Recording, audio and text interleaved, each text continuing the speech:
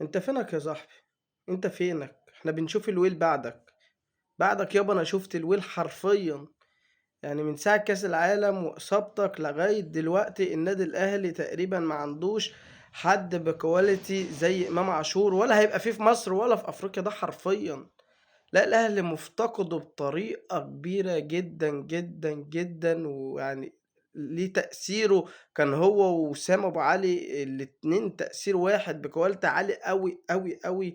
الاتنين طبعا مرة واحدة يغيبوا، يعني امام من ساعة كاس العالم واحنا شايفين النتائج واللي احنا بنشوفه، يعني مفيش لاعب اللي هو تشيل النادي الاهلي بعد زيزو على استحياء. يعني زيزو على استحياء، انما وبرضه تريزيجيه على استحياء، وشرقي نفس النظام. ما عندناش اللاعب اللي هو عنده استمرارية غيرك يعني.